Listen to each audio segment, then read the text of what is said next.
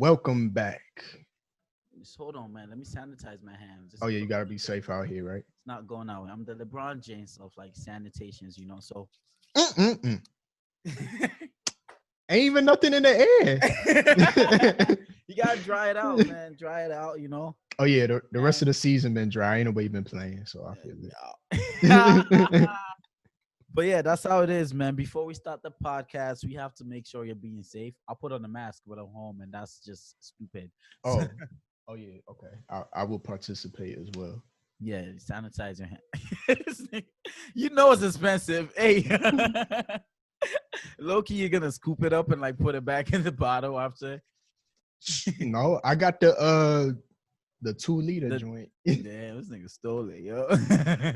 Peasants. How dare you ridicule me like this? How dare you? Who are you?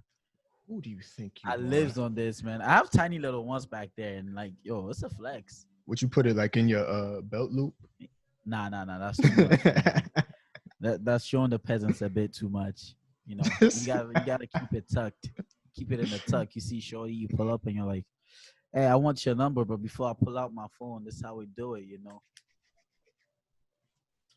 Hi, Hold on, my let me name get is the Hassan. alcohol wipe. No, you got to get the alcohol wipe. Wipe her phone down. You wipe it with your pinky out. Yeah. Name's Hassan. Nice to meet you. All right. You can't hear me over the mask, but Just a little peek right there. All right, there you go. That's enough. oh, you want to see my smile? Ew. Cover up, nigga. That's enough. Anyway, Oh man. All right. Here we go. Should we play some music? No.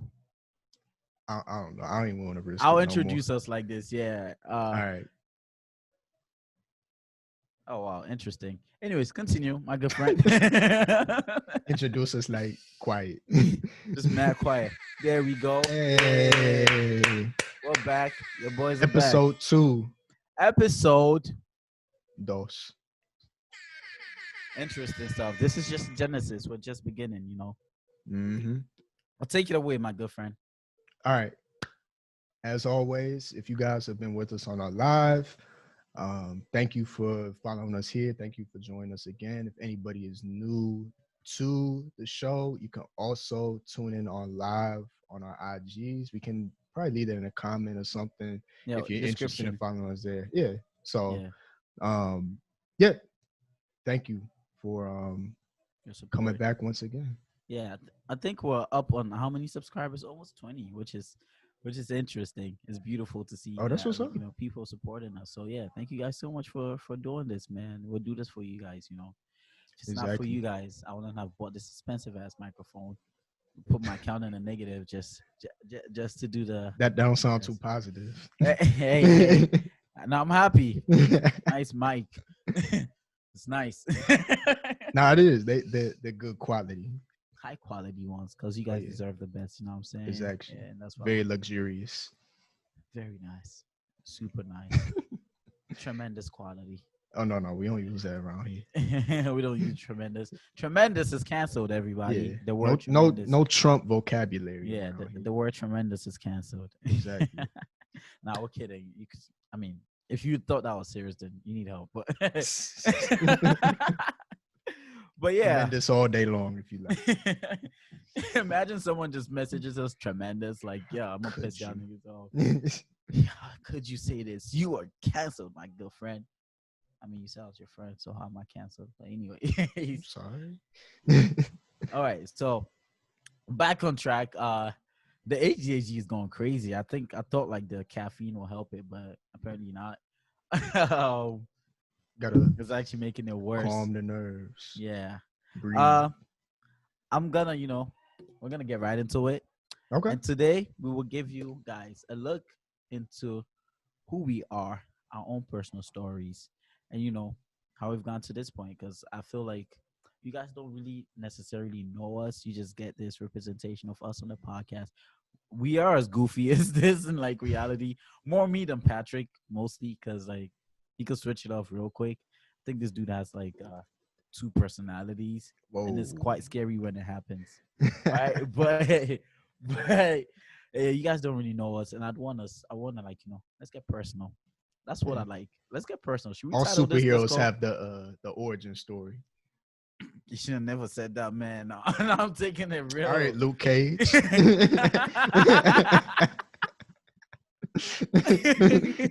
Second or two, I poke some holes in my Carhartt hoodie. That I don't have. That yeah. You know what I'm saying? Carhartt. So Carhartt will look at this podcast like, man, he likes our stuff. He has our beanie. That's his Carl, we dark. do like your stuff though. If I'm to turn the camera, I have a bunch of Carhartt stuff All over right, there. all right. And I'm not like a construction worker. I'm just saying. Not All yet. right. Not yet. Not yet. Imagine just to get the sponsorship, you go in the street and start hard manual labor. Yeah. Like, and no one is paying you. You're just doing it. I'm gonna get this sponsorship.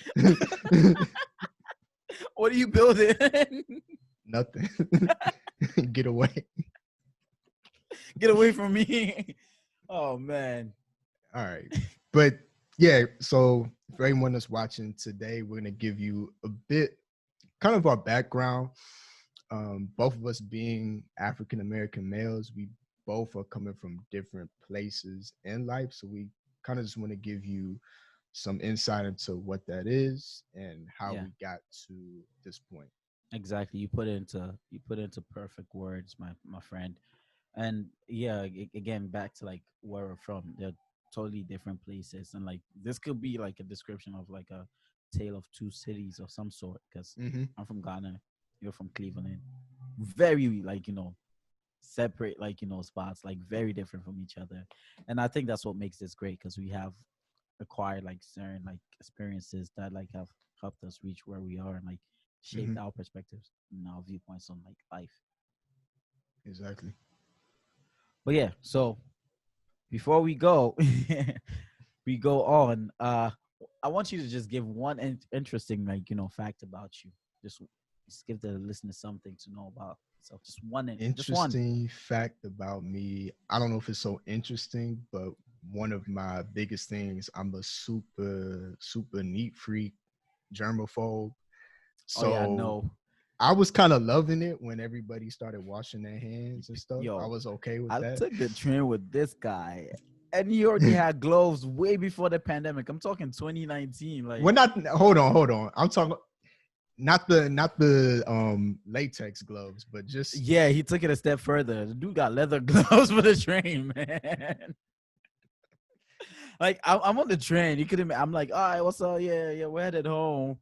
Before I know it, this dude don't bust open his bag. Just did the whole like, like when you take something out and you air it out. That's what he did, and then he put the gloves on and then he held it. But in hindsight, he actually was seen in the future, and like I wish we were all like that back then. yeah. I mean, I don't know. I just take it very serious. You really don't know, other folks' personal habits. And I don't want to put too much trust into that. And I've seen people get off the train and then go eat, like finger food. Ew. But again, if you're from New York, I think it becomes habit. I'm not from Yeah. New York, so I think I have a different perspective on that. In my 9 years of living in New York, whenever I'm on the train, I feel disgusted. So like as soon as I get off, I usually have these things with me, or I'm washing my hand. I Or the can't. hand wipes. Yeah. The hand wipes. Yeah. I usually go. So yeah, good transition though. Wash your hand and your ass, and just be safe. In the morning, scrub your tongue. Don't leave that cauliflower tongue in the morning. Wait, what do you mean by scrub your tongue while brushing, or? Yeah. Okay. Some Okay. people walk around with that cauliflower tongue. The tongue will be all like white and mucusy. And then they wanna use a lot of like H words when they're next to you too. Like, how are you doing? I'm like, oh, I'm wearing a mask, but damn, put a shield down. Just flip a switch, it just comes down like, yeah, very well. Doing well, my good sir. Now I'm doing well. Not when you first asked. Exactly. Your interesting fact. Yeah, damn. Oh wow. I just realized how much I hate talking about myself. When I asked you, it was so much fun. It was so much fun picking at you. Interesting fact about me. This Uh-oh. this is silly. I don't care, but I could touch my nose with my tongue. That's an interesting Let's fact. see it. What the hell, man? You could be lying. The I'm viewers not want to see. lying. We need Yo, proof. nah, you can put me on Come the on. spot like that. This is disgusting, man. Guys, I've washed my hands, I've washed my tongue, I've He washed just my face. sanitized his face. Yeah. Yeah, all right. Ah, Let's go. ew. I'm sorry you guys have to see this, but woo! Give it up for me. Showtime. Yeah. So, ladies, man, if you want to holler at me, you know where to find me, y'all. Yeah. Now, on a more serious note, that's just one interesting fact. But like, you get to know a lot more about us in this episode of Get to Know Us, getting to know my boy Patrick Steele. Damn, why you have to do that to me, bro? I'm just a little excited. That's all. What, this a sitcom? Just the sitcom music in the background too. That's all we need. All right. So, Yes, my friend. would you like to share with the viewers a little about where you're from first? Okay, if you guys don't know, my name is Hassan Ayub. I know everyone likes to say Hassan, but it's actually pronounced Hassan Ayub. All right. So if you know any Hassans out there, please pronounce their names right. Hassan Ayub. This is my ninth year in America, the U.S. of A. Yeah, America. Whoa. I'm originally from Ghana, West Africa. I came here in 2011. Um, Growing up as a kid, I grew up in a family home, big old house in the suburbs, like not too far from Accra, which is the capital of Ghana. You're learning something new. Accra is the capital of Ghana, and then right next to it is like the central region, which is more like suburban. So my dad has a huge house over there. That's where the family grew up, and have a bunch of siblings, bunch of cousins. Went to a private school, but private school back home is way different. Got my ass whooped in the private school. So like that's just a little insight on that as well. Grew up in a super communal like neighborhood. Everybody knows each other. Everybody could discipline you, like not even just your parents. Like if you do something outside So, that's wrong, I you're gonna want get it. to, Yeah. I'm not going to, I just want to add something. It's funny because my parents or even aunts and uncles, they speak about how, I guess you could say, American society used to be, and it kind of used to be what you're talking about, where, you could let your kids go, run around the neighborhood Mm-hmm. and your neighbors would kind of look after the kids. Yeah. And Yeah. like you said, in that sense, where I guess your parents would give them the authority. I don't Mm-hmm. know. I guess that would be the Yeah. proper word in this sense to discipline you if Yeah. need be. But It go was on. kind of like a shared authority because like again everybody knows each other. I spent a lot of times in other people's homes. Like Mhm. I'll go there, eat some, watch TV, like play. So like even like invite people over for dinner and stuff like that. Like we Right. pray at each other's houses and stuff. So it was just like that. We all like, and it didn't feel any different. We're talking about like people that are like some people that don't even literally have nothing, but when it comes to like being together and like like as a community we're all like share the same values.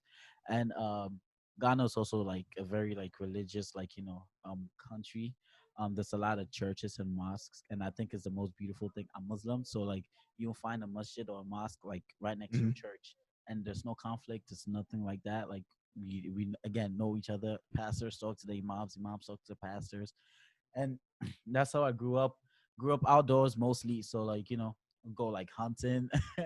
That's what's I up, man. mean, yeah, hunting. I mean, I didn't really know how to hunt. It was just for the thrill of it. Like my friends were the ones actually like hunting. Right.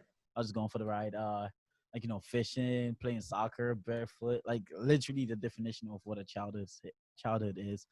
Like steal mangoes from like my neighbor's trees. Like it was fun getting chased by dogs. But like again, you experience what like being like a child is. Like there wasn't any distractions. You come from school. I hated that I actually had like a tutor that would come home after school was done, because like like we used to have tutoring services like in my backyard, and Mhm. that was where the soccer park was too. So while I'm being tutored and doing homework, I could hear my friends playing soccer, and like every 5 seconds it's just like goal, and I'm like Man, why does this guy still have to like come here every day? And when he gets sick, I'm happy. But like the weekends was fun. I went to Islamic school on the weekend, but like I just ended Mhm. up making friends over there. As a child, I wasn't really shy. Like I remember in like ninth grade, I was actually performing on stage like, with a bunch of my friends and like some popular music back then. And I was always into how I looked. So like even like as I went to a private school that had like uniform, I cared about how the uniform fit. I remember as a child, like they bought me that big old uniform, and it was like, yo, this should last you for like 3, 4 years, and it would. But Wow. like my head, I'm like, damn, I wish it was slightly fitted as a child, like So that and sense of individualism you're looking for, pretty individualism was much. there. And also as a child, like this is one weird like fact about me, but like I used to see faces and like things like it was so abstract. So like in Okay. Ghana there's a lot of concrete and there's a lot of cement like work. And I like as a child I'll just look down and like I'll probably like just see like a weird design or a weird face. But then I was too young to like realize that like, oh, this is actually how it's done. Like this is how painters or like artists see the world. Like Hmm. before they come up with something, it's inspired by like certain emotions they get or like certain things they see, and they're seeing it very differently. And I think I told you the story where like I grew up wearing the thobe, the jalbab, Okay. because and even as a kid, I can remember this vividly. I would like subconsciously design this in my head. I'm like, okay, so if we cut the bottom and like allow the buttons to come down, this is essentially a dress shirt. But then again, like I thought it was normal, and I thought all the kids like thought like me, like or had the same mindset. I didn't really tell anyone because I don't think they cared, you know. And if you look through my books, like I was Hmm. really smart. Like I still am, but like you know when I'm saying smart, like first, second, or third, there was no like other option in class. Um, but I didn't get the chance to explore that other creative like side of me, like with drawing and stuff like that. And I Why is just that though? Like, because is it again, like more cultural thing or? yeah, I guess like growing up, Ghana like really like prioritizes certain not Ghana, a lot of like immigrant countries prioritize or give a lot of respect to certain occupations, Hmm. like a doctor, lawyer, bank manager, teacher. The formal like jobs Right. are well respected. So as a child, I saw that, and I remember vividly telling my parents I want to be a doctor, because then again, that's what I was influenced by. That's what I saw on TV. These are the people that are getting all the respect. So I kind of just started to focus on that one from an early age. Just like I loved reading. Like on Hmm. my birthdays, I'd request to have books, like as presents. So I loved reading, love studying. Still have fun. Don't get me wrong. Like I'll go out and play, but like when it comes to like actually getting schoolwork done, I was on top of it. And I think that is what distracted from my creativity and the ability to like hone it from an early age. Hmm. Um, but yeah, that's just a little like fun fact about that. Grew up big old family. It was fun. Um, my dad fought for us to like come here. I think when he fought for us a while ago, it took us a while. So it was a very difficult process, and like there was a lot of like minute details that were being controlled by certain people over there. So like the Okay. hospital you go to get like, oh my god, really? Welcome to the Bronx, y'all. But shut the window. but uh but yeah, like like there was a lot of like things that were out of our control. Like we shouldn't have to register to take the same test Mhm. over and over and over again, and like pay the same amount over and over again. Fast forward 2011, I got here to this country, and it was I think when I first landed at the airport, I like it became real to me. I realized exactly what like America is, and it was such a like an interesting thing because where I'm from, they only glamorize America to show the like beautiful side, Manhattan, skyscrapers, this, Right. that, blah, blah. I had never heard of the Bronx prior to me like coming to America or like Jamaica, Queens, or something like that. So as soon as my uncle picked me up from the airport and I looked outside, I was like, oh, okay, I get it. It just hit me. I got it. So even later when I was taken to Manhattan, just because I've already like seen Yeah, you've the seen it in actual like movies reality of or like, you know, publications and stuff. no, because I've actually saw the reality of how people are living and like, you know, the neighborhoods I drove in. Okay. That facade didn't really hit me. Like I was like, cool. Like I wasn't really too surprised, you know. Right. I didn't like. I don't think I ever had that wow moment. I was like, oh my god, look at this bill, you know. So that's how it was for me. Started school. As soon as I got here, I think I started in 10th grade, the second semester of 10th grade, second Hmm. marking period, as we say it in the Bronx here, like in high schools here. Um, Went to school in the Bronx. It was a business high school. My dad chose the school for me. Then I knew nothing about the system then, so chose the school for me because it was closer to where I lived. It's simply the fact. Um, in school, it's totally focused. I mean, I didn't even have to study. I'm gonna keep it straight because like I was so used to working hard in Ghana and like kind of actually knowing things. Like Yeah, it there's a came easy to me. much the work ethic It was different. is way Yeah, different. Yeah. yeah. So I didn't really have to like study that much or like, you know, I didn't find it to be that much of a problem because of how much I had accumulated from the Ghanaian, like, you know, educational system. Just a second. Hmm. But after, like, you know, that went through that 10th grade, kind of like, you know, still had an accent, like a very deep accent. I'm trying to like bring it out, but like it only Yeah. comes out on its own. Um, you know, I got the girl, and I'm kidding. I'm kidding, but like people, again, I told you I wasn't shy, so it was like it's just I walk up to people and start talking, or like, you know, talk to the teachers. Like I was pretty close with my principal as well. You know, made friends with Peter Farquharson. That's one of my closest friends to this day. He's a Mhm. nerd. I call him a nerd because like he's one of the smartest people I've met, and that's not fair on me to call him a nerd, but it's just a joke I play with him. And like, you know, there was some sort of like friendly competition with us when it came to academics and stuff like that. But I also started like doing a lot of things I was used to, like playing soccer in the gym. I have a Yeah. crazy story about that. Almost got beat the hell up because I kicked the ball in someone's face. But playing soccer when people playing basketball, you know, Not a just great like trying idea. to be myself to the most of my ability. So I was doing that, started taking classes, but then I didn't really even know like how the normal high school was supposed to be like until like I started watching like Disney and like TV and like found out that yo they have all these other resources up here in other schools, like, you know, they have like art classes, photography, fashion, after school programs, music, Hmm. you know, all these things that will like kind of make you a leveled like, you know, human being, or like a leveled like, you know, head like person at that age. Because if you focus on just on academics and forget about everything else, you just kind of think Yeah. in a You very like rigid, lose you lose different sight. parts of yourself. Exactly. So I used to watch Disney a lot, man. Oh my god, there was like shows that like, again, I don't know, like I'll go home from school and like homework was too easy that I'll probably just like finish it up in like 30 minutes and spend my time watching TV and like, you know, browsing online, watching YouTube videos. Um, but yeah, that's the gist of it. Graduated 2014. Still didn't really have that much of a grasp on like the creative field. I had started to like dress a lot differently than like everyone in my school, because I saw this one YouTube video. Shout out to Jer Wu. I don't. Nobody knows this guy. I don't think they do, but he's one of the first people that inspired me to like start looking into fashion. I think I googled how to wear like chinos or something like that, Mhm. and he was doing this way back then, like 2013. You know, a video popped up, and like he's talking about clothes, and I was like, this was interesting. Subscribed and started watching more of his stuff.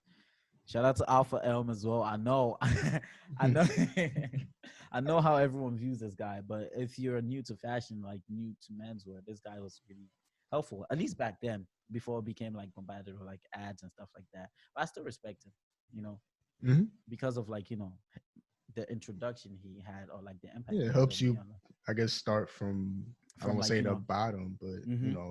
So like after that, I started to dress differently. I started wearing like denim jackets, but with a different way, with like a button down, and like, you know, I'm talking about school in the hood. Everyone's wearing the latest sneakers and stuff like that, and I'll pull up with like, you know, like my Adidas, what you call it, the shell toes, and like I'm wearing it differently with like some sort of like skinny jeans. I went through um what do you call that? The Tumblr But boy phase with the obey snapback and everything else, like looking the snapback on your pants and stuff like that. Like oh no, I ain't never did. Not in the there's pants different though. the swag boy phase. Yeah, went through that, but like it just kept on building. I kept on like finding myself interested in being attracted like to this side of things. Meanwhile, I was still taking my academics very seriously. So again, applying for colleges, getting scholarships here and there, getting accepted to like Syracuse, Stony Brook, all of that. Because Mhm. like I thought that's what I wanted. I thought I really wanted to be a doctor, like someone in the medical field. But then again, I didn't have the chance to explore like, all these other things that like possibly were like interest of mine or like something that was Right. innate, but like never got to develop it until I got to college. Went to college 2014, freshman, went directly to like, pre med and I was like, yeah, let's do this. I'm gonna be a doctor, man. Um, Started studying, but then this is where my style started to change. Like I learned a lot from those YouTube videos and those like just a second. Those YouTube videos, those other publications. I used to read GQ a lot actually. Okay. I still do to this day. It's weird. I don't really even like the magazine. I just do it because why not? I mean, if it's something that you, I guess, Been doing came this up like with. yeah, it's like part of the journey. That's why. So yeah, I used to read GQ a lot and like invested a lot in how I looked and presented myself. I think prior to going into college, I had switched out my entire wardrobe actually. So Oh that damn. should put things in perspective and like where I was taking it. And college, I started still doing the same old things, working out. Started working out in like senior year of high school. So working out, putting on some mass, playing soccer. Met a bunch of my closest friends playing soccer in college. Going to class, studying, blase, blase, blase, blah, blah, blah, blah. You know, and it was interesting. People started commenting on how I dressed. Like people were like, "Oh, I like your outfit. You're very confident in what you wear." Like I was wearing cowboy boots at one point. Cowboy boots, actual cowboy boots at one point, because I wasn't scared to try new things out and like develop my personal sense of style. But then that got people talking. That got me into personal styling of some sort. Like when Okay. I'm walking with my friends, I remember my friend wore this outfit. Mustafa, I'm talking to you. He wore this outfit where it was like blue jeans and a blue hoodie and some dirty ass shoes, man. And I looked at him. I was like, we have to talk. We have to talk, man, because you can't be following me around like this, bro. Like we call that outfit the Blue Ranger because because of how bad it was. So fast forward, I think 2 days later, I like got him to like rack like got us some money and we went into like as a college kid, you don't have that much money, so all I Oh knew was yeah. like H&M, Zara, fast fashion brands. But again, doing it in a way where like the style is curated. Like this is what you could wear with a white T-shirt. These are the pants you could wear. Black pants are very versatile with this, blah blah. So I kind of like showed him the secret on how to wear. Oh, wear a watch with this outfit. Basic menswear stuff, right? Yeah. A switch happened for him. The switch was like that instantly. He started getting attention from like a lot of people. Like it was crazy.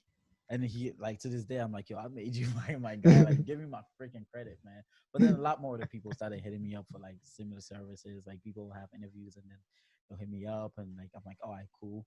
Then I sort of like added photography to the mix. But then again, all this was happening because in college I got the chance to explore. Like I was looking at other clubs, started to see the world a lot different. I started going to the city a lot more. So like I think that was when my sense of creativity was starting to align with like who I was. So alongside doing all this, taking all this difficult ass classes like biology in college is not a joke, man. But like taking all these classes and like balancing that, it was okay, but like it was kind of sort of like a conflict because like I became like way more in tune with like my creative side. Like started to really see things differently. Like I'll be walking and then like I look at like a tree and get like super inspired by it, or like like read books and I'm like, oh my god, okay, like I think this is what like I'm meant to be doing with my life. And like I think my junior year in college was like when I was getting fed up with like my degree at the point which was of psychology, but also focusing on pre med and Right. like I read this one book I've told you just before, The Alchemist, where it changed my Yeah. whole viewpoint of That was things. one of Like my quarantine reads. That book is beautiful, y'all. If you haven't read it, like make it a thing to like read The Alchemist. But after reading that book, man, it did something to me. I really wanted to drop out and like go to FIT because of like how much of like an intense experience it was for me. Like I realized like everything started clicking. Like I'll look back to like growing up and I was like, so that's why I did this. That's why I was looking at the floor like this. That's why I saw this. That's why like I was looking at clothes differently. That's why I was really into like dressing a specific way and stuff like that. So by senior year, it had become evident that like I wanted to do fashion. I think I started like a page in college with a bunch of my friends, photographers, and like people interested in fashion. And I was so inspired that like my classes will start like super early at like 8 a.m. I get to school Mhm. at 6 a.m. with a duffel bag for the clothes, go in the city with my friends, wear outfits, and take pictures. Like, That's what's and up, man. we almost became a club, but like there was some politics in the school involved in it, and it didn't become a club. But like to this day, if you want to see what we did, it's called CUNY Fashion on Instagram somewhere. But yeah, that was inspiring for me because it led me to meet a lot of other people interested in it, and we talked to a lot of people that were like dressing quite differently in college, like in the perspective of things, sort of like what you're wearing, like what college kids are wearing these days, kind of thing. But fast forward, I met interesting creative people. Senior year, I switched my degree to human biology. I was kind of still scared to disappoint my parents then because I'm like, I've already said this as a child. I want to be a doctor. I want to be a nurse or like someone in the medical field. I have to go through with this. My dad brought me to this country. Like, eh, Yeah, but I mean, I was even thinking about this the other day, and I can't even say the other day. I vocalized it the other day in conversation, but I would say a fear of mine, maybe the only fear that I have would be to get to a point in life where you have to say to yourself, what if, or I yeah, should have, or this could have been, because you don't want to have those feelings. And yeah, even speaking to people that are older than you and I, sometimes I hear people that put things aside due to a marriage or due to yeah, even what you spoke about. I want to make my parents proud, but your parents aren't living the life for you. Pardon me, your significant other is not living the life for you. You have to live your own life. And if that doesn't fit into your life structure, then that's fine. You have to still, go out and get what it is that's going to bring you that happiness. yeah, So, yeah. And I learned that through listening to Gary V. Like that guy had a really huge impact on me. I found him in like that senior year, and he made me realize that look, it's not great to sacrifice your happiness for like mm-mm, others because you would reach a point where like you're old, you don't have the opportunity anymore, and like you're having regret, and regret is a feeling that it's not like a great feeling to have, like especially during that time stage in your life. It's not like something you want to be thinking about. Your life could be a lot more different than that. He also advocated for like visiting like nursing homes and talking to older people, and you right. get to see it. Sometimes like I study people, I'm really good at reading people, I really good at telling exactly who someone is, which is why I Mm-hmm. was studying psychology to start with. But like you could tell exactly like, yo, your heart is not in this. And I know people that have like even went to nursing school, graduated nursing school, and were like, yo, no, because I don't want to take care of like someone's significant other, someone's family member. My heart is not in it. I'm not gonna do the best job that I can. I'm gonna figure out what I like and like stick with it Exactly. because that's where I'll put it. I'll give it my entire effort and like work really hard. So fast forward, postgraduate. I graduated 2018. Yeah, 4 years. I know it's crazy with a CUNY. It's so difficult to graduate, like, in 4 years with a CUNY, but I did it. I took a bunch of summer classes to make that happen. Um, and that's how it went. But like at that point, I was still living home, so there was still the pressure to like, go to nursing school. I was having conflicting thoughts. It was a very difficult time in my life. Like, I was like, okay, it's either I try to like, stick with this fashion thing, but I didn't even know how the industry worked. I was like a complete noob because what I thought was fashion wasn't really. It was just an introduction to it, you know. Um, so I started taking a lot more other classes because some of my pre-works was wearing like that great. I college was also weird. I didn't mention this, but like since I didn't cultivate studying habits in high school, it was a hard hit when I got to college because Oh yeah, it didn't it's flow all as on you. easy. Yeah. Yeah, I was like, oh, I actually have to work really hard for this. You know, that coupled with not having the inspiration to do it because my mind is totally focused on something else, even made it like worse, especially during like junior year or something like I that. think that's one thing too in life. If you are constantly thinking about something and you can't, Get rid you of know, it. then you probably need to be wherever that is. Yeah, In yeah, whatever case, it could be anything. But yeah, in your case, okay, I'm here trying to study something, medical industry, but I'm constantly thinking about my creative side. I'm constantly thinking about fashion. I'm constantly thinking about whatever it might be. So you had to make that decision to, branch off and do that for yourself. yeah. Exactly, exactly that. Like again, so if anyone is listening, like honestly, that thing that's in the back of your head that you can't get rid of, that you can't stop thinking about, that you keep saying, "What if?" It's most likely what you're passionate about. It's most likely what you love doing. It's most likely like the path for you, and like it's Yeah. just up to you to take initiative and like search and like find ways to like get into whatever industry that is. Um, so graduated, was still taking classes. Uh, remember I took one of my worst classes after like I graduated. Man, this class was 8 a.m. I lived at the end of the Bronx back then, and like I had to get to the financial district by Ooh, 8 a.m. So like I wake up at 5. what train? Yeah, I'd wake up at 5, bro, and like barely eat or anything, just like just rushing to get on the train to go to this class. And this professor was a douchebag on top of it. Like if you're like 3 minutes late, he won't acknowledge it, you know?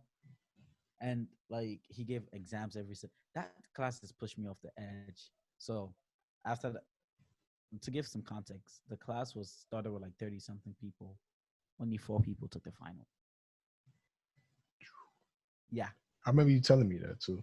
Yeah. And out of those 4 people, I think there's only one person that passed with a B, I think, or like an A minus. It's crazy. Anyways, so professors, if you're also listening, be compassionate, man. Like have some sort of feeling. Like you make the whole educational system like a Hmm. very ugly thing for certain people, and like it pushes them away.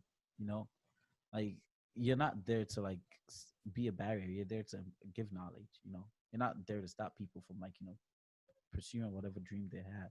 That's theirs. That's not for you to decide. Anyways, we give too much power to college, anyways. But uh then I went to after that I took a psychology class again, and I was taking another class at Lehman, and that's when another professor said something that just pushed me off the edge. I remember it was the scariest day of my life. Then he came and was like, "Hey, who's here because they want to be a nurse?" Like the whole class hands went up, um, and he was like, "Okay, if you're here to be a nurse because you want to be and you're passionate about it, keep your hand up," something like that. But if you're not and you're just doing this for like money or like any other reasons, I want you to know that there are other options out there. You don't necessarily need to go through this. Right. And that was it for me. After class, I spoke to him, told him how what I was feeling. It was really nice. He was an African American guy. He literally understood where I was coming from. Um, and I was like, you know what, I'm gonna go find a corporate job and then like get like diversify like my interests and like have time to like work on like my photography and like see where this fashion thing takes me. Called my friend up. I was like, yo, my dad paid for this class, but I literally dropped out. I stopped going. Like it was so scary because I had never done anything like that. Like I was always playing by the books. Hmm. So fast forward after doing that, I started going to uh the city. This was when I was working with you. I don't want to mention my work because it's easy for people to find where I work. Yeah, But yeah, yeah. this was when I was working with you. I think I took up more shifts, and as a like retail stylist, I started like honing in on my skills and like finding out like exactly how to dress people and like based on like their interests and like the type of person they are. So whenever I wasn't working, instead of being in school, I'd go to uh a coffee shop and just like start applying to internships.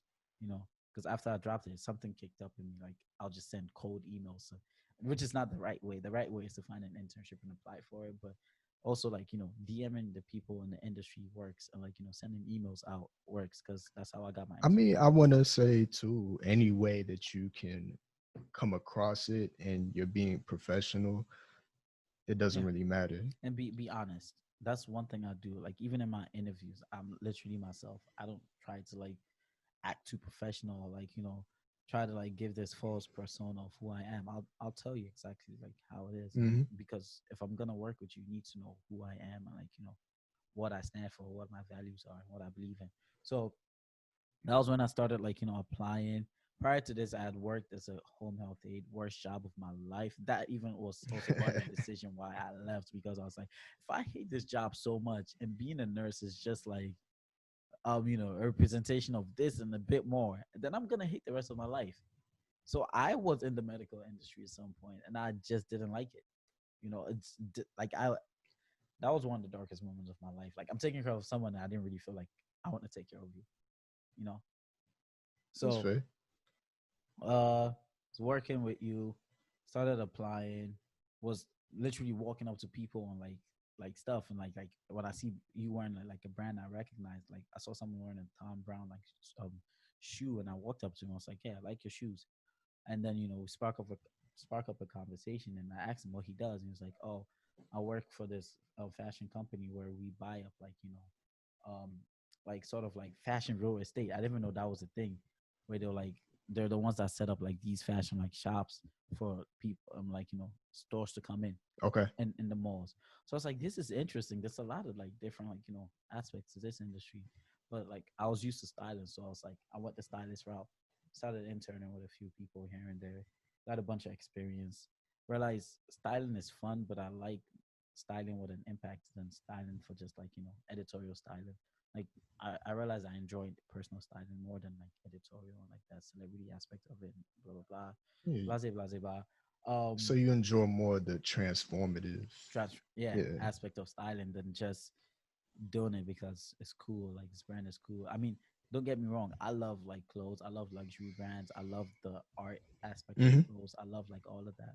But I just think like as someone that's really interested in like those things, like the design aspect of things and like the artistic aspect of things, certain editorial works don't align well with me. And that's just me. Like sometimes I'm on set and I'm like, what is this for? What impact is this having? Like, okay, you look cool on the magazine cover, but then what? You know? Yeah. Do they really But care about what you've done mhm. or how you, the Like, what are passion you that you put impacting? in? Yeah, Yeah. yeah, and you barely don't get any credit. People don't know this, but like as a stylist intern, you literally have to carry heavy ass clothing all around the city, no matter what the weather is. I was out in like 10-degree weather, delivering clothes to like celebrities and picking up clothes from them, and like getting these clothes to set, and like they're called PR agencies. So usually when you see a celebrity on the magazine cover, most likely the clothes are not theirs, being lent out by these PR agencies that want like exposure for their brand to be in the magazine. Right. And that's how it works. The fashion industry like functions on like exposure a lot. Well, we know we've done it at work plenty of Exactly. Like time. we give to influencers stuff all the time. We have influencers Exactly. come in and pick out stuff. So I yeah, I worked with like, one of my the first stylists. I'm not gonna mention her name. I didn't have a great experience with her. I left in about a week. Worked with Ian Bradley, who was like one of the first people that introduced me to like what personal Okay. styling, what editorial styling was, and like the ins and out of it. Super nice guy. Usually, like this is not a stereotype, but a lot of people in fashion are like very bougie and like very they don't know how to connect with people. Like they're very like I'm there to talk to me, but Ian was the total opposite. Very compassionate. Like he would even say like yo please and thank you, like he doesn't really have to, you know Right.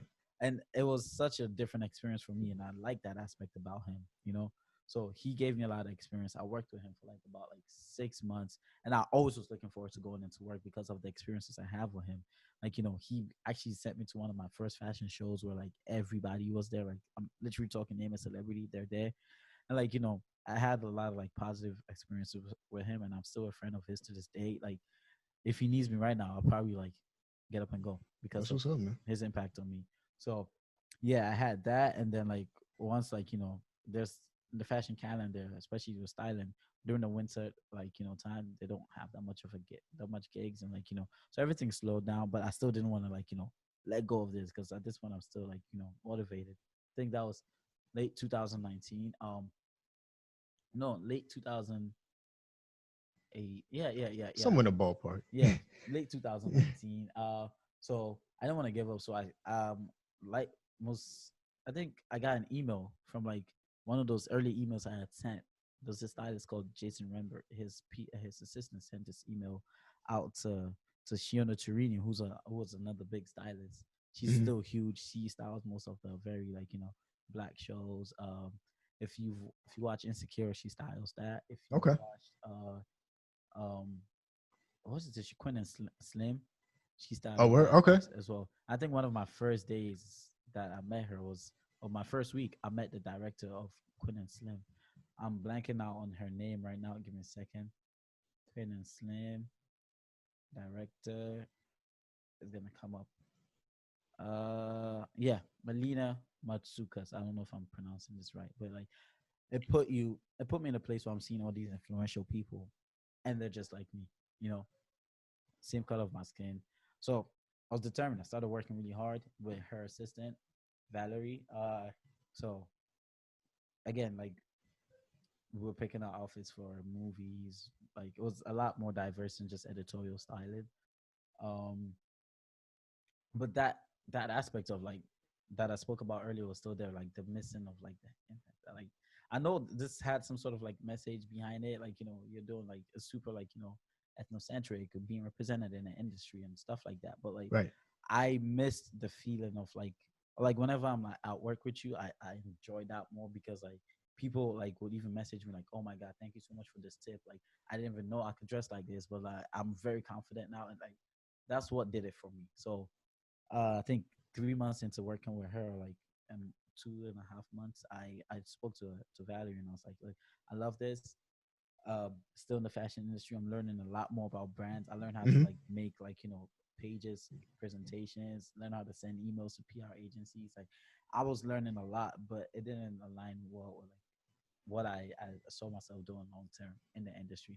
So this is all part of the journey. I was learning about the different types of jobs. I think I bother you about being a buyer to this day, right? Like Yeah. I always keep bringing it up. So fast forward, I left her and I was like, okay, I'm gonna start working on my own thing, which led to my creation of my own brand, Chalet. Um, More on that later, because if I start talking about Chalet, it would be another like I've been talking Another for so long. podcast. Yeah, another whole podcast. But I started my brand then. I call it a creative agency because I want to bring creatives together with this brand. Um, then I started taking up more of a role at work. That's when I think we had the conversation about like possible internal work affairs and like things that could Yeah. happen. I started like putting my all into that because I thoroughly enjoyed the job and I was like good at it. And uh I still didn't want to give up on the other different like parts of fashion. So I started learning a lot more, started watching a lot more fashion videos, like started reading publications, learning about designers. I found my favorite designer that way. My favorite designer is Issey Miyake, by the Mhm. way, Japanese designer. Look him up. Beautiful, beautiful stuff. Um, very beautiful. Like again, like I'll spend most of my money on this guy. But I also started learning about black designers. Like last time we spoke on live, I brought them up. Amandi, Mhm. Pierre Moss. We also have it's, what's this? Is a Cold War, Samuel Ross. So like people in the industry that look like me that I could support. Jerry Lorenzo, So I started learning all about them and like their stories. Started listening to a lot of podcasts. And it led me to get into this very creative space where I'm like, okay, this is possible. I could do this. I just need to get find the right spot in the industry and cement it, Mhm. like give it like 110%, which led to my most recent internship at Rosetta Getty when I was I think is this a sales room? Yeah, they call it a sales room, but like sales room assistant, where So no, showroom. showroom Showroom. assistant. Yeah, so this is the this is literally opposite of what a buyer is. So when you have your stores like Bloomingdale, Saks, and like all these other big stores, how they get like designers and like stuff like that, or like items in the stores, that they have these buyers that go to this like showrooms, look at the seasons, look at the collections, and pick which stuff they want, and then like essentially buy like but they're making a calculated decision on like what like is trendy, what will sell, all that Right. stuff.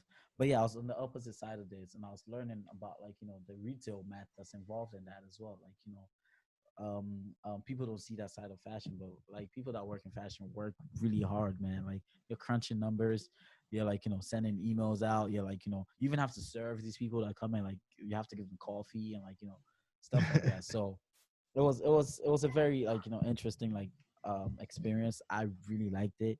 I was learning a lot more as the day went, and like uh you know just stuff happened, like the pandemic happened, and we had to like shut down and like kind of like all like leave. But I was really enjoying it.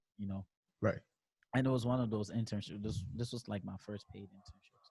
I was making a lot of connections in the industry as well.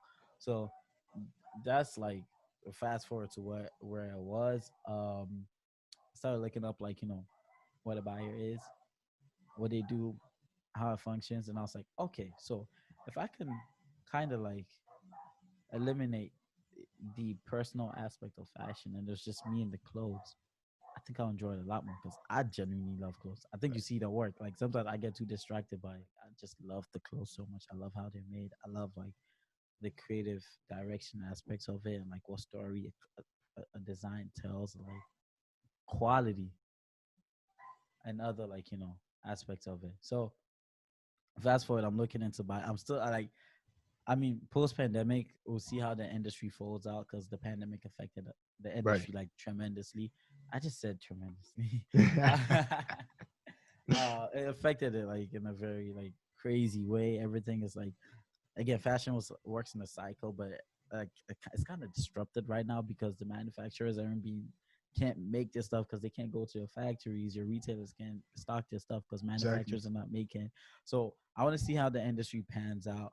Um, again, at this moment, I'm just still focusing on like my projects and like things I'm working on, like and we're working on as well. So that's where I'm at. The goal is to still learn more about buying enough to know, like get my foot in that space and like see what it's all about and like Exactly. take from it. But I know that like like if I really want to like cement myself in this industry, it's just a matter of like taking initiative and doing it. And that's where I'm at. And now I'm on a podcast with Senor Patrick. That's a little brief, like brief, because I spoke for ages, but it's a little brief introduction I to got who time I left. am. Yeah, you got like 5 minutes at this point, but So but that's just a brief introduction to who I am. I still do styling gigs and creative direction gigs. So like, if you wanna hit me up with styling gigs, just find me on IG. We'll do some virtual styling. It's fun. It's always fun. So yeah, exactly. So I guess it's my turn. yeah. Let me lay back and relax and hear from Still about to sleep. you. Yeah, yeah, So yeah, yeah, yeah. All right, yeah.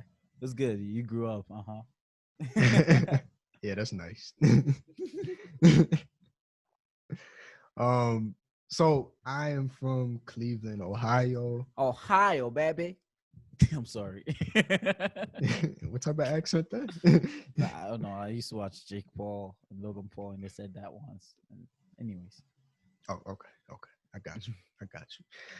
So being Ohio, getting raised between my mother's place, my father's place. My father is very, I guess I won't say big on discipline. If hmm anybody knows me, I have a very, I guess, good sense of self-awareness, self-discipline, and self-motivation. I don't really need much to get myself going. And then on the other end of the spectrum, my mother will hold me accountable, but she was always had the mindset of it's up to you. So there needs to be, even as a kid, hey, you didn't do your homework, that's on you. I will, I'll sit you down and do it, but if you don't do it, that's on you. Because truly, and even you said it yourself, once you got to college, those little, oh, hold your hand, or oh, you're so smart, or this and that, that's Yeah, gone. it's gone. Nobody Like, cares. yeah, son, like it's on you. No one's gonna check in if you did your work or not. Exactly. So that was kind of my balance, those two type of things. With my father, very much involved, very to the script, very rigid. And I think that helped shape me because I guess I see the world a little differently versus, and you might be able to speak on this, not being from America, but I feel that a lot of us in this country are very coddled and we're just very soft. OD, Yeah. OD soft, son. And for Like me, we act like, yo, stuff is hard, but like if you see it from nah, like where I'm from, like it gets a lot worse. And those exactly. people still have a different perspective on life, bro. Oh yeah. So I mean, even for me, like I I feel like for most of my life, my dad and I had like kind of like a conflicting relationship. Not it was just like super horrible or anything like Like, yo, that. square. No, you Imagine. don't want to square with him. Yeah, get hit in the head with a dumbbell, bro. But again, I think it's something just to learn from you. I think as a child, it's harder to realize the lessons that someone's trying to teach you because they're trying to instill manhood into you while you're trying to just, like you said, oh, Go I'm gonna around and be go a child. run outside, do this and that. No, my father, even one of my closest friends to the day, like I remember when he came over, he sat us down like, all right, y'all about to read and do this and do Damn. that. Yo, not what? Hey, man. Now, Or wait, you gotta hear me out, man. and for me, I've always had a creative sense, but I guess you could say I've always been to myself. So I've never been super, super outgoing, but I think anyone that knows me can say like once I get to speaking, and it's definitely changed over time, but anyone that knows me, once I get to speaking, you get to know me like, okay, like I thought Pat was just very all business all the time. That was my exact description. You just described the first few times I met you. I was like, yo, who's this guy, man? Walking around like like barking orders down. God damn. Like but it's, you know, and even so, I'll say for myself, always interested in my creative side since I was alone as a child until not too far back. 2010, my father and stepmother brought my younger brother into the world, but for pretty much my life until I was 18, just only by child. yourself. So I would go in my room as a kid, and my time for fun would just be, just trying to do stuff on my own. And I didn't really know what that was. It's just me randomly like putting stuff together or creating stuff, drawing things. And Interesting. originally, I just taught myself how to draw. So it started as like little stick figures. And I remember, being, I would stay back after school, in elementary school with other kids that, they didn't have no one to look after them Hmm. as well. And we would just draw together sometimes. And a couple of people were like, well, we could like make a comic book or something like that. And I was like, yeah, yeah, yeah. So I made a whole comic book with different characters, things of that nature. And that's really sparked my interest into art. So from a younger age, I was always into that. I, I think if you went into either one of my parents' cars, there wasn't really a lot of, pardon me, toys laying around. I would have just notebooks full of drawings and Drawings. drawings and Interesting. drawings, or a notebook filled with, it would just be a whole comic book, like a whole series of stuff. So I would always be interested in that. And I think sometimes the disconnect again with parents and the children is, and I won't say my parents are like, hey, you want to do this or do that. It's just, you need to focus on this. Like you need to make sure these grades are right. You need to do this, you need that. Yeah. And for me, I think I was resistant to it because I personally didn't.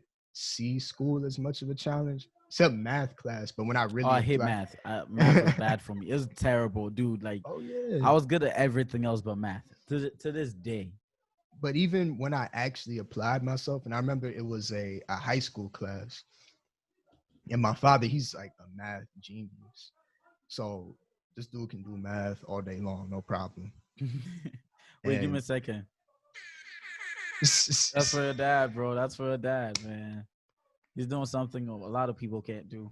yeah, so I have two stories on both sides. So he's the math genius, and he's like, "What's going on?" Basically, like checking me about my grade in the class, as Yeah. he always would. And I said, "Well, you know, I'm just not getting it. I'm just like, what? You're not trying hard enough." Mm. And you're like, "No, as a kid, like, no, I'm Like, doing it. I'm doing." yo, it's But long division, and I did it right. but I started to think differently, and I applied myself, and not in the whole regular sense. Like, if you apply yourself, you'll do this. Like, no, you might be working really hard, but maybe the way in which you're doing it isn't working for you. So I had to switch my thinking. Um, and I say that to say, we still have to do that as adults. So little lessons that I'm looking back and I'll still apply it today. So you could try your hardest, but sometimes it's just about changing your outlook on it. And I 100%. ended up being the top student in that class for the rest of the year. You know exactly what I'm And about to do, right? the air horn. Yeah. Shout out to Patrick being. There we go. And then my mother, on the other hand, she's very good with English. So anything that comes to do with writing, spelling, grammar, your punctuation, all of that. Still to this day, I'm not that great with that. I'm be honest with you. But I think I got my, and I was talking to yourself and Stalin about that. I love to write and just continue to just write different ideas. Oh yeah, And I think that's where you're that really came good at from. writing too. Actually, But thank you, man. like I love your writing. Thank you. You're welcome. And I think that those are those two things that shaped me. And then growing up in Cleveland, it's way I was well, maybe not way different than New York, but definitely it's not that ideal thing. And I always looked at New York, I would see it in a movie, and it really did seem like a distant land. And Yeah, I remember the first time I really saw it was probably everybody's favorite movies, Coming to America. And that was me, man. Come on, don't play with me. Give my credit. without all the gold. just the broom. No rose petals. Just the broom, bro. But you know, in Cleveland, it's easy to fall into different things that you probably shouldn't be in. Interesting.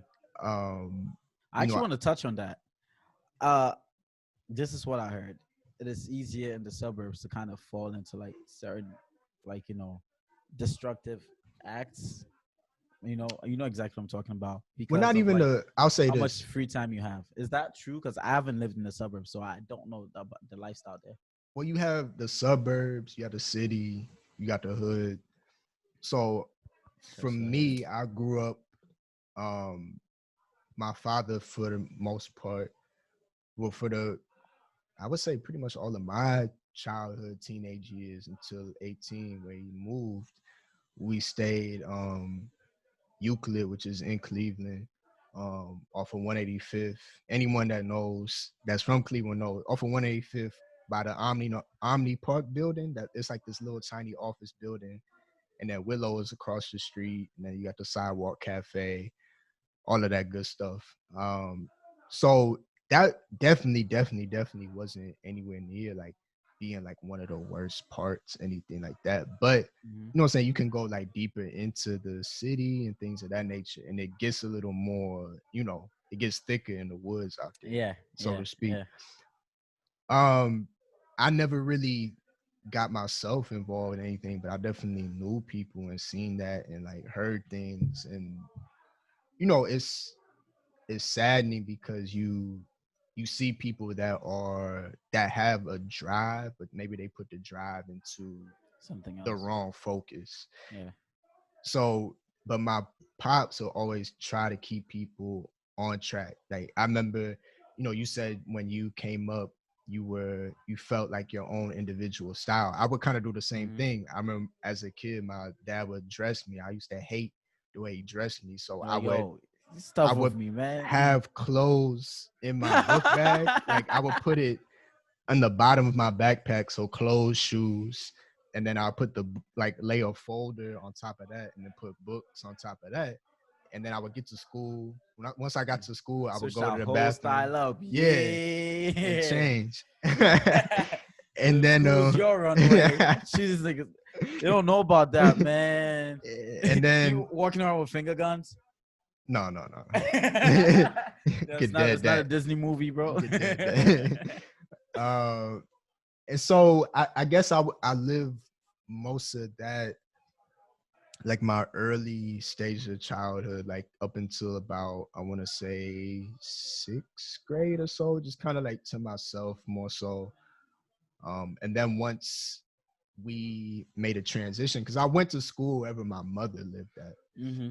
and I think once the sixth grade hit, that part of the school was connected to the high school, Okay. so it was way different. So then I kind of started making my own money on the side.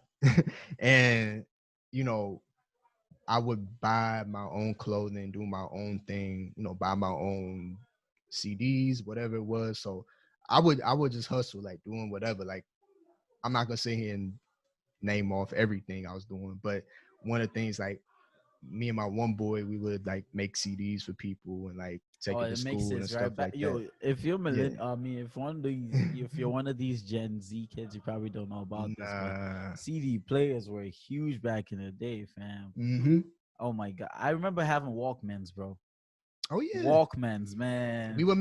We would go to CVS or something, just get the stack of blank Hmm. CDs, make a mixtape, kind of make the transitions a little smooth, and then How much were once you you, selling each one for? I don't remember, man. I mean, we didn't keep it up for that long, but As just soon as the money came, these guys were like, "All right, we're done. We're done here."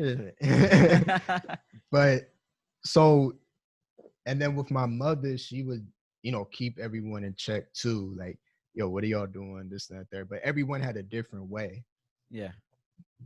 Um, so once I got to that stage of my life, I would go to school, whatever I was in, and then when you came out of school, then you change into something else. And that's back in the day where, everybody had on a jersey, you had your Oh Jabot my jeans, your god. academics, Oh yeah. Lord. I still have one academics piece my mom got me Mm. in my closet. I call it's one of those pieces I'll never get rid of because of like when I wear it now, people are like, yo, where did you get that? But they have no Or idea. I remember when Bape, Oh, yeah, I never had babe money, bro. gotta get it. You gotta find a way to get it. And I that used to that's see them in Ghana too, though, because I went to private schools, and a lot of people had their parents like abroad, so they'll yeah, send them like babe stuff and all of that. Like I exactly. used to have my shacks on too. You know what I'm saying? Ha ha. Okay. Nah, people would clown that, but a lot of people wore Yeah. those. Yeah. So even during that time, I still would have my own sense of style, and then I would keep accumulating my own money, and then I actually started to work, like actually work, um, and then buying my own clothes, and I was really bad. Like I think I would spend like maybe like $200, $300 every other week or something like that, It's just on clothes, man. online shopping or going to the mall.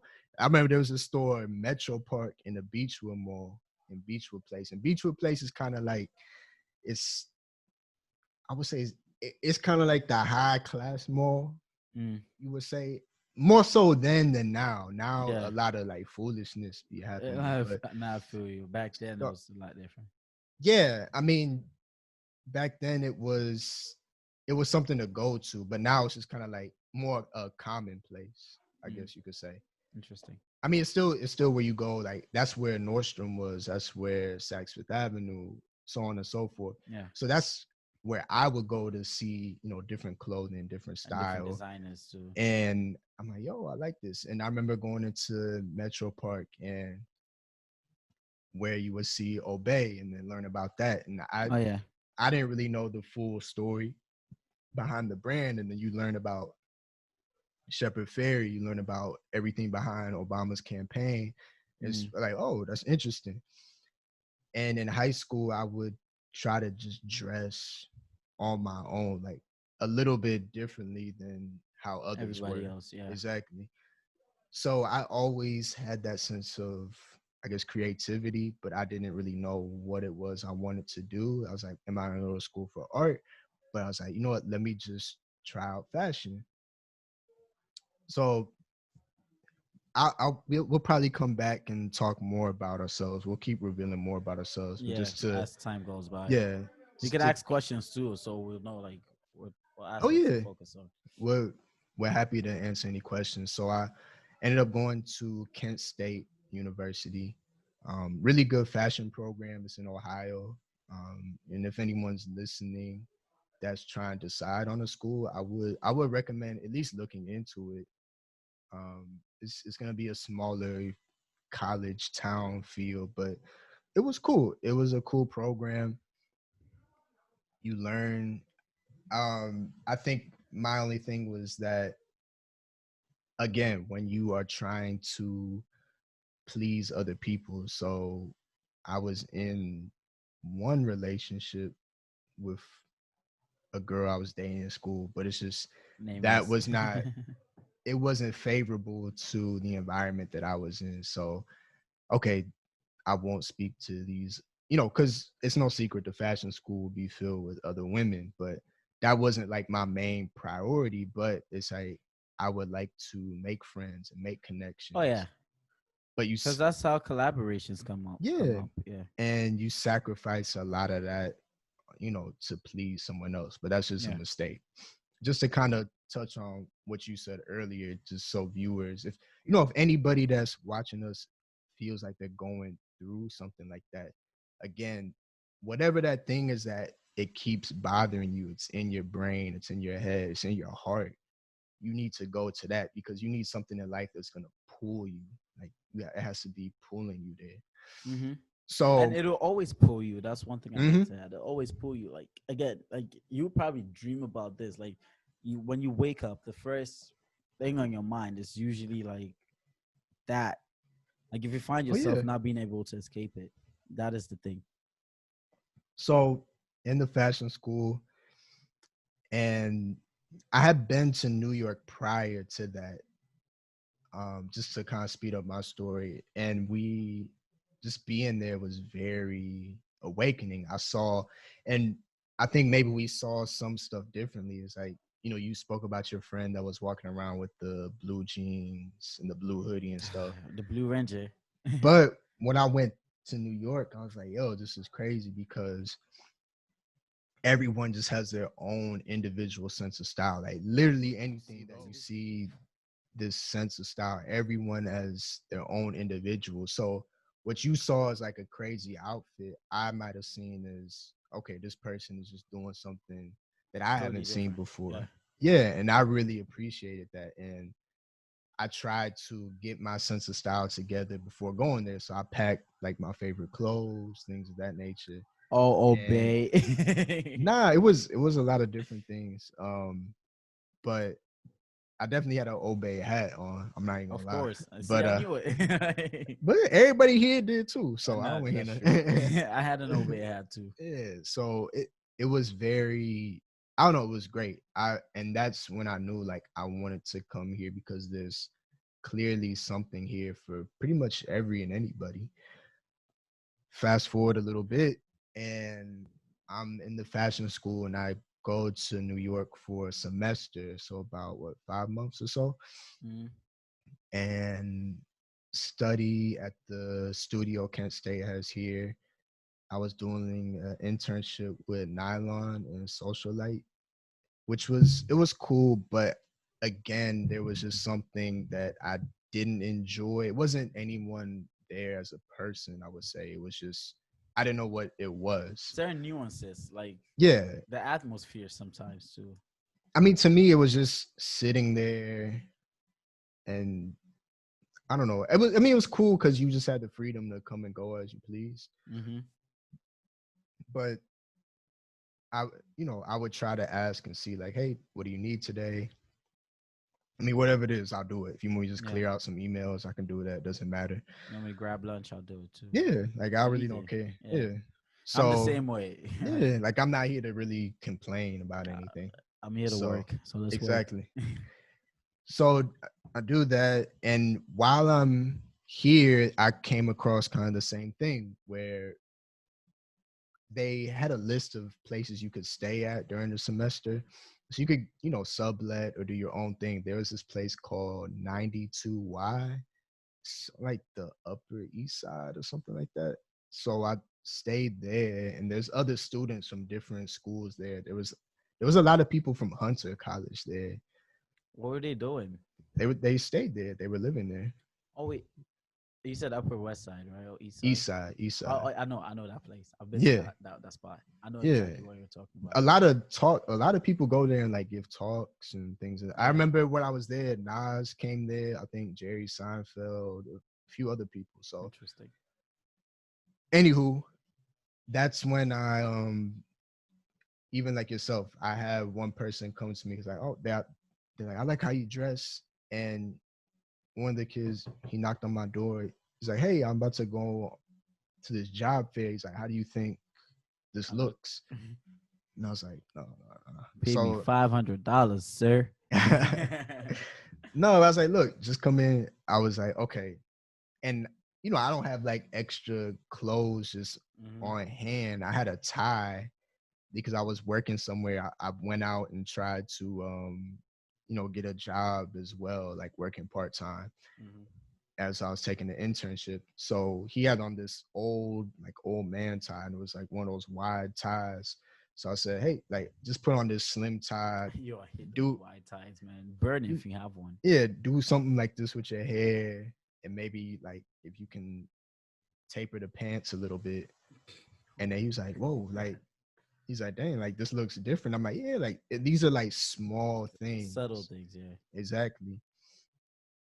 So I go back home and I'm working, and it's time to graduate.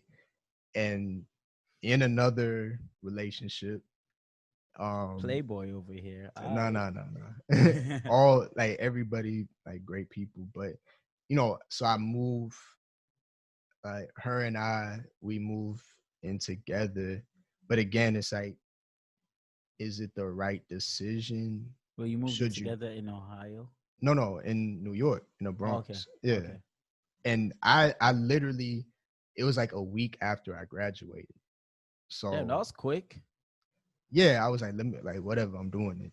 Then at that moment, did you find a job in New York waiting No. for you? You just okay. No, so City of Dreams. Let's go. I literally went no job, anything. So, but again, as you said earlier, you have to do what you have to do in order to make things happen. One of my dad's favorite sayings is, dang, how's it go? In order to do what we want to do, we first have to do what we have to do. I think I got it mixed up, but you get the gist of it. The substance in there. That's all you need. So I'm literally out here every day, like she'll be in school or at work, and then I go and I'm out applying, doing this, doing that. And I remember one time I was like, whatever, like I'll just try to, find a job at Zara or something. So I go there, dressed up in my suit just to fill out the application. Boy, they were doing interviews on the spot. I just happened to see it. I think I was on Craigslist or something. Oh. And bro, when I tell you this line was all the way around the damn corner. I'm like, for this? For Zara, nigga? But I stayed in line, because you want to be committed to finding work. And this is when I came to the realization too, is that just because you have that college degree doesn't really mean much It of doesn't. anything. Again, statistic: only 22% of college graduates work with a degree. Yeah. Everybody So else just takes any job they could get. So yeah, I mean, it was a rude awakening, but it was definitely needed. So I can't remember. I found a job. Well, I picked up a job again at American Apparel because I was working there part time, and I just hit up the manager that I was working with, and she's like, "Oh, go over to this one in it was like Hell's Kitchen," oh and yeah, you showed me that one yeah, before. yeah. So I went over there, cool, working there part time. And then even then, I was like, all right, I'm about to leave. I'm gonna go get a full-time job somewhere. And I turned down a job at WGSN, and I felt like that was a mistake. And I ended up working full-time elsewhere. Um, and I did not enjoy that experience at all. And then I ended up in a leadership role where we both, well, I guess you can't say currently work at, but where we Yeah, where we both sit home and furlough. yeah. But you know, ended up there, and I think that that was maybe the right move because I feel that yes, it wasn't ideal for me, the place I was at prior to where we're both at now, but I feel that the people I met along the way helped with, kind of uplifting my mood, changing my insight. I could bounce conversation off of them. Hmm. And I felt like even internally, like there's something there. And all along the way, like I definitely wanted to do something of my own, create my own brand. I just, what I'm saying? You just don't know what that is. But Where to start, or like stuff like that as well. yeah, so again, it's just one of those things where you're constantly putting other people before yourself. And not to say that's a bad thing, but again, do you want to live life or get to the moment in life where you're like, well, if this, or and then that, and then this? Like, I didn't want to have that. The what ifs. Exactly. And I always pride myself, and I feel that I do a good job at trying to uplift others. So whether that's giving people books at work, or I still have your books. I'm gonna need those back. No, I'm saying. What books? Yeah, I'm deleting that part of the podcast after. But you know, whether it's giving people my shoes at work or whatever the case might I be. don't have your shoes. Not you, but you know what I'm Alright. talking about. Yeah, nah, I know exactly what you're talking about. And I think another thing that really kind of inspired me was kind of like your own journey. And I felt like, when we had that discussion when you were coming back to where we're currently at, Yeah. I didn't want it to be for no reason. And, Mm, hopefully you would have been transitioned to that leadership level. yeah. And that was really, I don't know, I felt really good that you worked to get there. Um, Now in the current predicament and lockdown, I just know that I wanted to do something for myself. And then Yeah. also we needed to go on this journey, yourself, myself, and Stalin. Shout out to Stalin. Right. Executive producer of Tmsi. Beep beep beep beep beep. But you know, it was great to really sit back and flip this into a positive, because nobody wants to be in this position. Of course Hmm. not. No one wants to say, hey, we have to go home from work because there's a virus out that could possibly kill you, or Yeah, if you put it like that, then I'm home. yeah, but no one wants to be in that position, and we understand that. But it gave me a really great opportunity to again flip it to a positive and self-reflect and see maybe some of the things that I could do to make myself more comfortable in a time like this. Yeah. So one of my things that I focused on was my own personal finances. Yeah. So you know, how do I better myself in that area?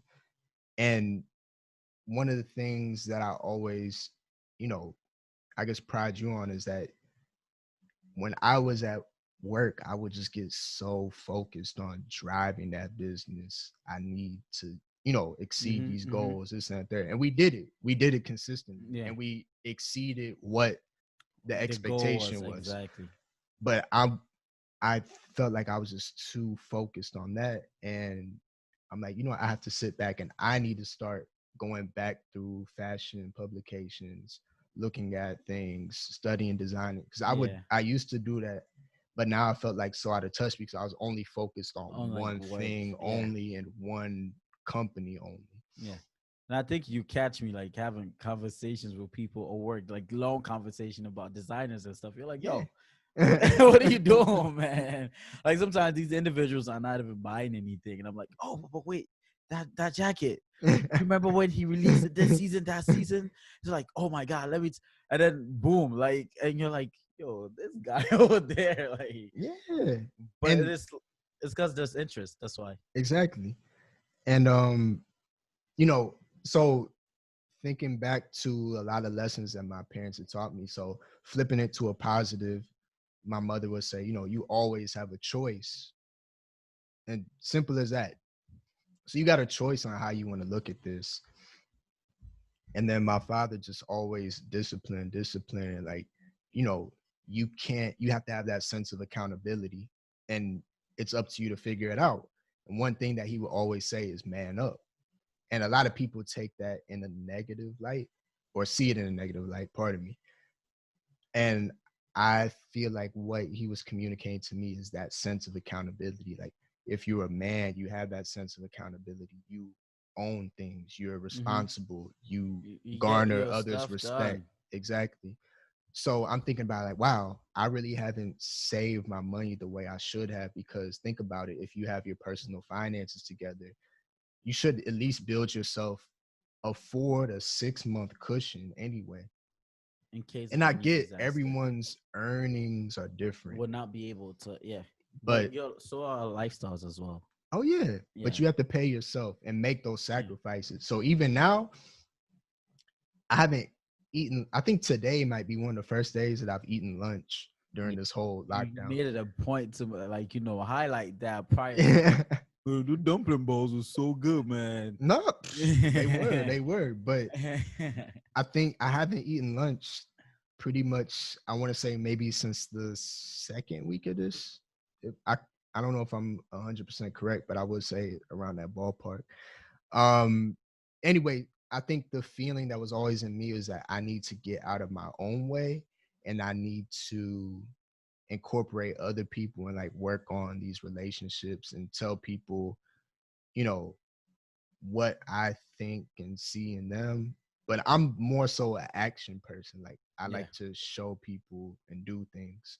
So I'm not great with that sort of thing, but Mm-hmm. um just more so action to show. Yeah. Nah, Uh, that's one of the first few things I noticed about you when we first met. Like, you're all about like getting it done. yeah, Like, okay, like you usually start with like, yo, so what's your motive, what's the goal, blah blah, what are you gonna do to get there? We could all like give like very basic bland things, but like, hmm, you want to things broken down to the teeth, like, all right, this is what we want, this is exactly how we're gonna get there, and everybody needs to play their part. exactly. And that's one thing I appreciate about you a lot. Thank you, sir. You're welcome, Senor Patrick. But you know, the feeling that was in me was that I need to create something on my own. And for any of our viewers, if you've been with us when we first started the IG lives, I think this might have been one of like the first or second conversation, Conversation, yeah. somewhere early in that. But if there's something that's pulling you towards, just go for it. It could be another career path. I'm not saying you have to be an entrepreneur. I'm not saying Yeah. don't go with anything someone says you have to do. You have to feel it to like if Exactly. entrepreneurship happens naturally. Like, I feel Yeah, like people are natural entrepreneurs, and like if you force it, then it becomes profit driven, and you lose sight of your message and like why you're doing exactly. But and even if your dream is just to work at this company and you love it, that's fine too. it. Yeah. Maybe that's what's pulling you, and that's Mm-hmm. okay. And I think that's what I really realize is that this is what's pulling me, and I have the opportunity to do that. And I'm looking at the lockdown. I'm like, no, it's far from ideal, but you know what I'm saying? I was able to take care of myself, take care of one of my, you know, largest expenses. And now we're here. We had already invested in the equipment. Oh yeah, you remember when we were going through that? So this was Yeah. some crazy times, man. Looking at my bank account, like, how much you said that Mike was it? How much? Huh? Oh, it's this cheap one. It's like this $30 one. Like, Nah, premium, I'm premium. like, damn, man. But no, it was worth it. It was very Exactly. worth it. You know, and it's a So sacrifice we all had to make.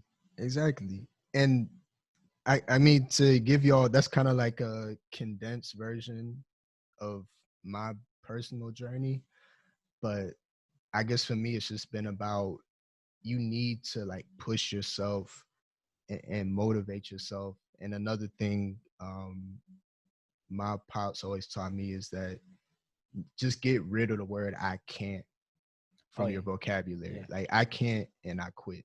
You got rid of that word for me, bro. Like whenever I hear people say that, it garners some sort of reaction from them. Like, what do you mean you can't? You definitely can. Yeah, it's and again, I think that's something people look at negatively as well sometimes, but truly, like, that's how I felt in this lockdown, quarantine, whatever, is that nothing can stop you if Yeah. you, or I guess only you can get in your way. Mm-hmm. You can you know, all right, cool. What if I lost my job? And I know, unfortunately, a lot of people didn't get through unemployment. You still have to find a way, Yeah. and you can find a way to keep that integrity as well too. You don't have to Yeah. turn to like If these other I think it aspects. comes down to knowing who you are as a person, Yeah. and like because I remember vividly, like when it happened, I just turned it on. I was like, yo, I if I'm out of a job right now, or like something like that, Hmm. go apply. Like Yeah. I might risk my life, but I got bills. I Exactly. got things to take care of, and like I can't just live on the notion that like someone is gonna have to be compassionate enough. I wish that was the case, but it's not, Hmm. and you have to be responsible for yourself. So it's just a matter of like again knowing your goals, setting your sights on it, and like not allowing anything to come in between that. Like we're Yeah. in a pandemic, but use that time to read a book, enrich your mind. Like Oh yeah, there's just for sure. always something. Like I think this pandemic was the most I've actually exercised throughout like this year and last year, because I used to just do like push-ups and rush to work, but like I'm taking time to learn how to do like some calisthenic movements, doing a Exactly. lot more pull-ups, and so even like just taking care of your physical health is enough, because that directly connects to your mental health, and that directly connects with how energetic you feel, and like Hmm. the amount of effort you tend to put into something you know Couldn't have said it better. But but yeah, go on. yeah, and for everybody, it's just really learning how to, again, like, take that accountability. So yes, you get put, we were all put in, I won't say we were all, because not everybody in the world was, but a lot of people, I would say majority of people were Yo, put in everybody a, feels this. yeah, we're put, put in this awkward, I mean, unless you Purell, you chilling right now. Oh yeah, we just They stacking it up, yo. said, oh, Lysol, could we do listen, this man. again? Yo, Run it back one time. yo, 2020 is their favorite year by far, man. I'm not Yeah. kidding. They're like, whoa, we don't need to spend money Woo! on ads. But We're like, y'all slept on us last year, huh? We're coming right back with it. What y'all thought this was? yeah. But all jokes aside, you know, just taking that accountability. So I could have easily been pissed off about, being furloughed, or, you know, whatever position that you're in. But you know, at the end of the day, I said, okay, I haven't been saving the way I needed to. Yeah. And but I just took the time to get that together to make sure that, and I would say within what, a few months, I've probably saved more money as quick and as much as I ever have. And Yeah. that's all because you set all that other stuff aside. You set your pride aside, the Yeah. ego, and you just say, hey, let me take care of my bare necessities. And that's why I Hmm. haven't been eating lunch. And I'm like, yeah. But honestly, I mean, you just got done. With What this was? Ramadan. Yeah, which This is the first day, like post Ramadan, like that I've had to get out of the routine of fasting, and I've got so used to it that it's 7 o'clock and I haven't had anything all day. I literally just had a cup of tea exactly. all day. So You you know, guys sacrifice, do what you need to do to get to your yeah, goals, and dude. There's still change shoes your I want to thinking. buy. Like there's But still they'll be stuff I there. want. Yeah, The thing exactly. is, Like if it's not those shoes, it'll be another pair another, of yeah, shoes. And if exactly. it's not that pair of shoes, it'll be a different pair.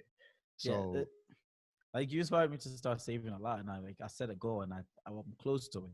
So let's mhm. keep at it. Let's keep at it. We've spoken for a minute though, and I don't think we could go through all the other points we've like We cannot, but I think we got the main main. Yeah, main thing we out of could the way. address the last point and then proceed to So to lead us off. uh our question to each other: how do we plan on making our own personal imprint on the world and on the people who come into contact with us? So, with my thing is that I just want to have a positive impact on like almost everyone I meet. If Okay. you know me personally, I'm fun, I'm outgoing. You ain't that I fun.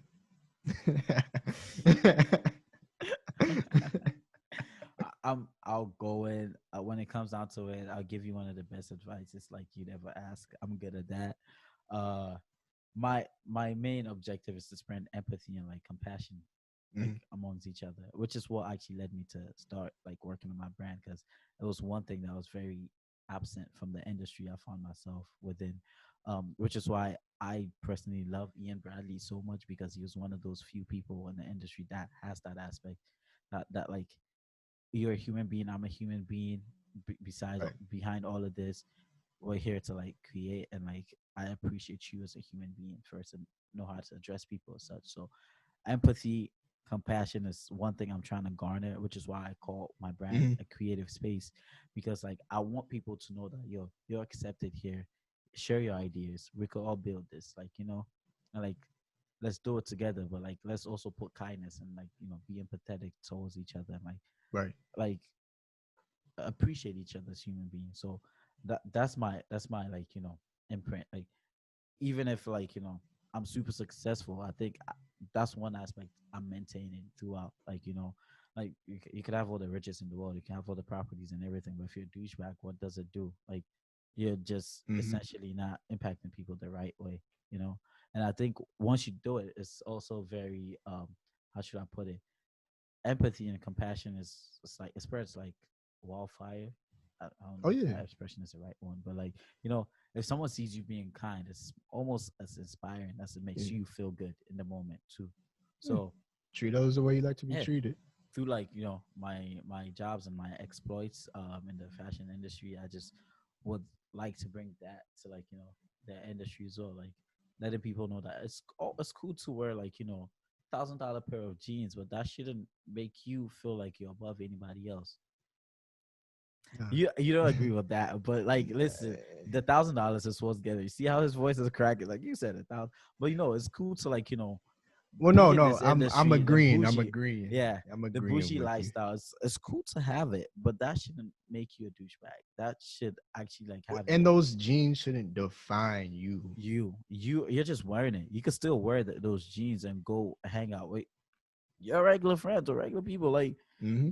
just because you know designers and you like clothes doesn't put you on a higher pedestal than anything. And like people like to feel like okay, I'm superior to you. Look at my eyes. Look, what Yeah, have you done? What's one kind deed you've done? So that's my impact. Like spreading exactly. compassion and also using what I've learned to guide people. So like if my experiences could like help someone discover information in like the industry I'm in, and like if I could help spark that for someone, I'm more Mhm. than happy to be that person to like guide them through this. So it's more about people than myself. For me, like I just want to be comfortable in life. Like find like Understood. the one, not the one, but like find someone to spend your life with, and just create what I want to do, Hmm. create how I like it, doing what I love, and helping people. It's just as simple as that. Like once you break it down, you get rid of all those noises and like you like kind of harbor it in. Okay. But what about you, man? What impact do you want to have, or do you want to leave with the For world me, it's all about or people you come in contact with? getting a piece of, you know, owning something and then spreading that so I can then create more opportunities for others. Yeah, I feel that, and I think we're seeing it play out now in the case of, there's not enough opportunity for, I guess, people of our color and even people that might share our values, um, which is upsetting. But R.I.P. again, George Floyd. exactly. But it to me, it comes down to creating these opportunities and creating safe places, safe spaces, I guess, so that people feel comfortable pursuing that. So if someone wants to be this or that, like if if you're from where I'm from and you want to be a chef, I mean, it's not something that It's far fetched. It shouldn't be. I mean, it's something that you probably won't have on your mind at first. Just super quick story. There was some kid in my neighborhood that was super talented at baseball, super talented. Mm-hmm. And my father would tell me about, I'm like, yeah, he's doing good, this, that, and the third. And he wanted, and everybody started playing basketball. Again, this is something popular. I'm sure, Yeah, wait, like back, from you for your Ghana home. soccer. Yeah, soccer is probably like that thing. It is So the thing. exactly. And he switched to basketball, didn't, go further with the baseball, and then ended up just staying in the neighborhood. And it's just Yeah, like it's upsetting because it's like I don't know how someone I don't know what the mindset was. I was only like, I don't know, I think I was like 10 or 11 or something at that time. So I didn't really know. I was just still outside doing my thing. And it's just things like that where people need to feel comfortable just doing whatever it is yeah. that It's they fine want to to be that do. weird person. Yeah, and it's not even some stuff is even weird, but because guess what?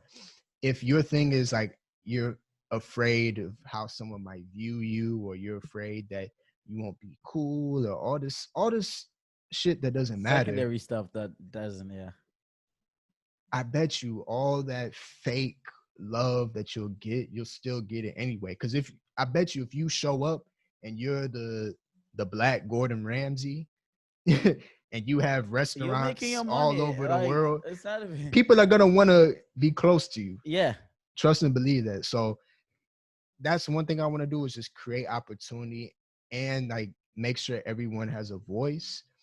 And then from there is just to spread more education and just spread more knowledge and share knowledge with folks. So even for me, like I spoke on it earlier, I love sharing books that I've read, and if anyone has any books they recommend, I love reading books. So yeah. I would love to hear about Recommend it for any both great of us. books. Exactly. And that's something I like to do. Even someone that we work with, I gave, well, I don't have to say that. Denise, I gave her a book. You'll bring it Uh back, Denise. Bring it back. We're putting you on the spot. no, she gave the book back. Oh, And so it's just me? she was like, yo, I had no idea. And it's current. So, I mean, I don't want to say the current state of things. It's always been going on, but the book is called The Myth of Black Progress. And she was just reading. She's like, wow, like I didn't even know all of this stuff. And I say, yeah, like, but again, like maybe she's blinded to that if I don't share Yeah. that book with her. But And it goes maybe back she to learns it impact. anyway. But I don't know. Just you being the catalyst to like, like help her, like, find that information is enough, because this goes back to what we want to achieve. It's like impacting people. Exactly. Yeah. Well, that's about it, right?